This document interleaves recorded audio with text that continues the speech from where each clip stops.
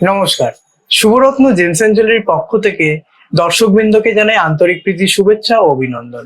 চলুন দর্শক বন্ধুরা, আজ আমি আপনাদেরকে রাহু গ্রহ নিয়ে কিছু বলবো।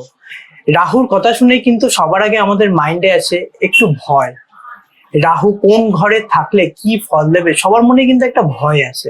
আজ আমি রাহু কোন ঘরে থাকলে কি ফল দেবে তার ব্যাখ্যাতে না গিয়ে একটু অন্যভাবে রাহুকে দেখা যাক। রাহু মানে হচ্ছে কি শ্বশুর বাড়ি। তার শ্বশুর বাড়ি কেমন হবে, শ্বশুর বাড়ির লোকজন কেমন হবে, এই প্রত্যেকটা জিনিস কিন্তু রাহু দেখে। রাহু মানে আমাদের বিচারধারা, আমরা কি ভাবছি, আমরা কি করছি, প্রত্যেকটা জিনিস কিন্তু রাহু নির্দেশ করে, অর্থাৎ রাহু দেখে। রাহু দ্বারা কিন্তু আমরা ওভার থিঙ্ক করি।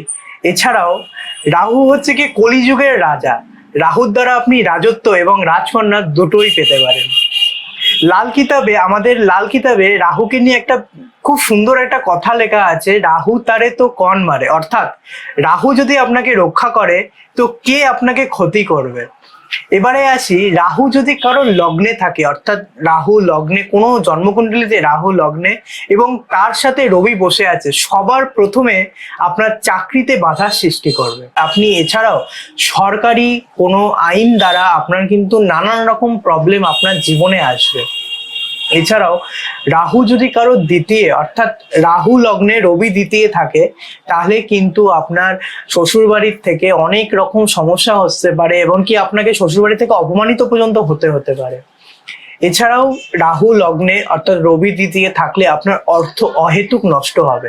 আপনি ইনকাম করে আনছেন কিন্তু আপনার অর্থ নষ্ট হয়ে যাচ্ছে।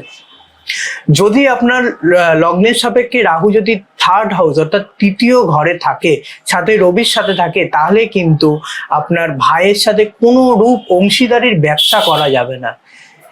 একবার একটু খোঁজ নিয়ে দেখবেন আপনার ভাই কি সবসময় অসুস্থ থাকে। এক্ষেত্রে বলবো, যদি আপনার ভাই সবসময় অসুস্থ থাকে তাহলে একটু যাচাই করে দেখবেন যে রাহু আর রবি তৃতীয় বসে নেই তো, একসাথে সংযোগ করে নেই তো রাহু আর রবি।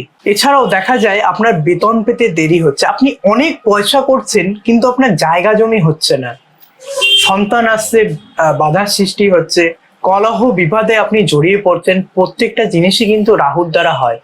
যদি আপনার সন্তান আসতে বাধার সৃষ্টি হয়, জায়গা জমির সমস্যা হয়, তাহলে আপনি একটু যাচাই করে দেখবেন আপনার রাহু আর রবি এক পাশে সংযোগ করছে না তো। যদি এই এক পাশে সংযোগ করে তাহলেই কিন্তু এইরকম নানারূপ সমস্যা আসতে পারে।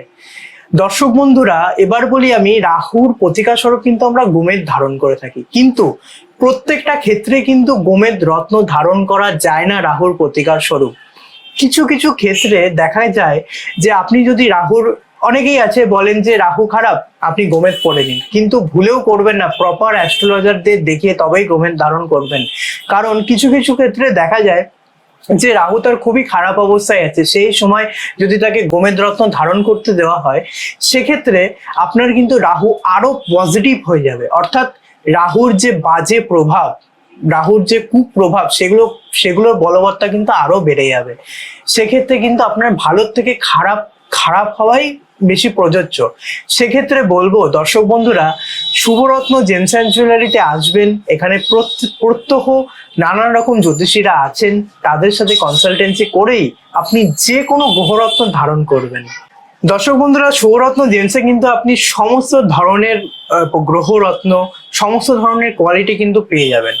দর্শক বন্ধুরা, অনলাইন কনসালটেন্সি করার জন্য 6294028851 অথবা 8327694529 এই দুটোর মধ্যে যে কোনো একটা নাম্বারে কন্ট্যাক্ট করলে আপনি কিন্তু অনলাইন কনসালটেন্সি পেয়ে যাবেন। দর্শক বন্ধুরা, প্রত্যহ এরকম ধরনের নানান রকম ভিডিও পেতে হলে আমাদের ইউটিউব চ্যানেল শুভরত্ন জেমসের সাথে আপনি কন্ট্যাক্ট করুন। এছাড়াও আমাদের ফেসবুকে পেজ আছে শুভরত্ন জেমস অ্যান্ড জুয়েলারি, আপনারা লাইক, শেয়ার এবং সাবস্ক্রাইব করবেন। আপনাদের সাথে থাকুন, অনেক কিছু জানতে পারবেন, অজানা তথ্য।